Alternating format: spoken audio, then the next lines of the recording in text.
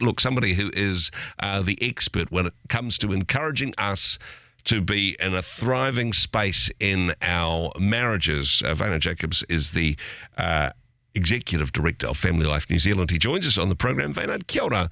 Nice to be talking to you on a Tuesday morning.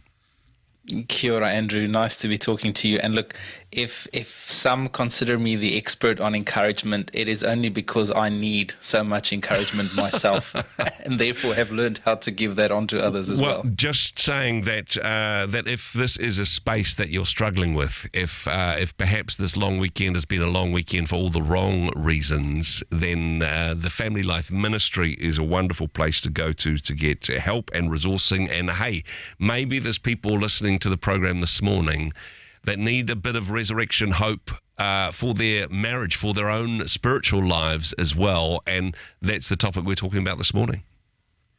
Well, look, that's right. I think Easter brings with it this amazing opportunity to remember, not only one of the greatest days we celebrate in our Christian history, the day when Christ gave his life. He was crucified on Friday. But we know that's not the end of the story. Yeah. A lot of beautiful stories in this world, a lot of people that have done great things talk about how they've laid down their lives for a great cause or for people. And, those stories touch us very deeply, how one would give up their own life for somebody else. Yeah. But the crux of the Christian story is Sunday morning. On the morning of the first day of the week, when Mary found that empty tomb, right? The power of our Christian message is the power of hope. And I just want to maybe share a few thoughts today on how that resurrection hope is not only true for our walk with the Lord, but he also wants that to be true for our marriages. Yeah. And when I say that, I'm aware that we might have someone, like you say, that just had a long weekend for the wrong reasons. Maybe in their relationship, they might be at a place where it seems like all hope is lost. Maybe there was relationship breakdown. Maybe there was infidelity in the relationship, which can so often, be the case. And how do you work through that? All right. So that's the Friday story of hope is gone, but the Sunday morning story of the tomb is empty, Jesus risen from the dead is also true. Yeah. That's one example, but maybe on a less dramatic scale, I know that in my life personally, like as we do life together and as we do married life together, there are certain areas that if left unspoken or left unidentified, we can often build up resentment in our hearts towards one another. Yeah. And we've fortunately not been in the space in our marriage where there's been major breakdown.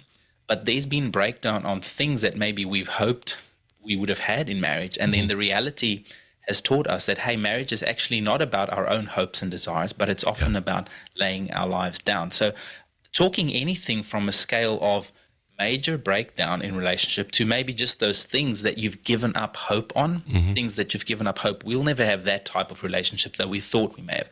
I want to just spend some time on that this morning. Yeah, no, I mean, that's fantastic. And I love what you said there, that maybe for us, we need to lay aside our life. We need to, not lay down our life literally, but lay aside our needs and priorities to serve the best interest of the person that we're in relationship with. It's not just about our needs. Maybe we need to put that to one side.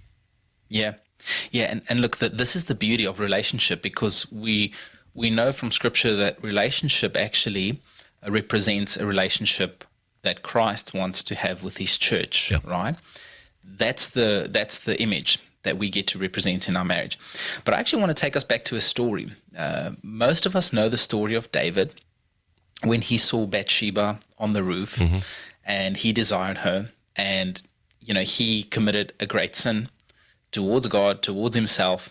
And he actually had Nathan the prophet come to tell him of, what he did. And after that, there's this, you find in the Psalms, Psalm 51, it's a psalm that he actually wrote after being convicted of what he did wrong. Yeah. And obviously in a bad space there. But I want to just read bits and pieces of that this morning and let that sort of resonate with us.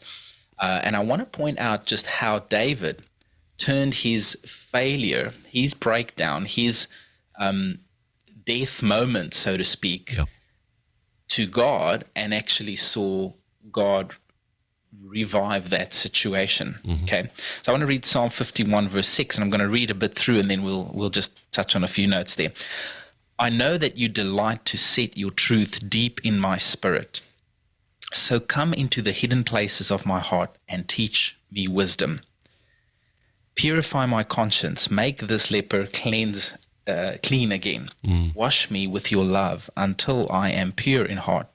Satisfy me in your sweetness, and my song of joy will return. The places within me you have crushed will rejoice in your healing touch. Hide my sins from your face. Erase all my guilt by your saving grace. Create a new, clean heart within me, and fill me with pure thoughts and holy desires, ready to please you. May you never reject me. May you never take me from your sacred spirit. And then the last one I'm going to read. Let my passion for life be restored, tasting joy in every breakthrough you bring to me. Hold me close to you with the willing spirit that obeys whatever you say. Wow.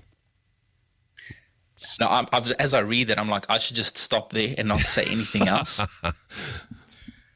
But the thing that I want to point out, and even as I was reflecting on having this conversation with you today, I thought, what angle can I bring to highlight this idea that God can bring resurrection. God brings the resurrection hope into any situation. Yeah. And there's not much that I can say, but looking at an example like this, saying, how do we turn our dead bones, so to speak? Yeah. You can put the analogies you want to put in there. How do we turn our hopeless situations back to Jesus and turn that into a prayer to say, Lord, I don't know how. I cannot do this, but come and shine your light in the hidden places in my heart. Show me how I need to change. And then I know that I cannot control the other person in this relationship. Yeah. But Lord, I can trust you to bring resurrection life and resurrection hope into the most hopeless of situations. And so that's my encouragement today to whoever's listening who needs hope, whether that be hope from, hey, we might not make it till the end of the week, or it might just be hope. And I'd say there are some dreams and desires that we had for our marriage that we have not yet realized. Let God breathe that hope into your relationship. Such good words. And Wynand, sometimes it is when we recognize that we can't do this under our own strength, that's when hope begins. That's when real hope begins. Such wonderful, powerful, and encouraging words. I know that people will be blessed and encouraged by that are listening today. Lots more blessing and encouragement available at the Family Life website. I've just been glancing through some of the things there, and just an encouragement. Hey, maybe somebody's listening to this at the moment saying, well, yeah, hey, I know that's for some people, but I've got a great marriage at the moment. There's resources available at the Family Life, yes, to help you if you're struggling in your marriage, but there's also resources where you can help other people to grow. So if your marriage is in a great place, maybe you could be a blessing to other people. FamilyLife.nz, of course, the place to go. Wynand, such a pleasure to chat with you again. Thanks for joining us today. Thank you, Andrew.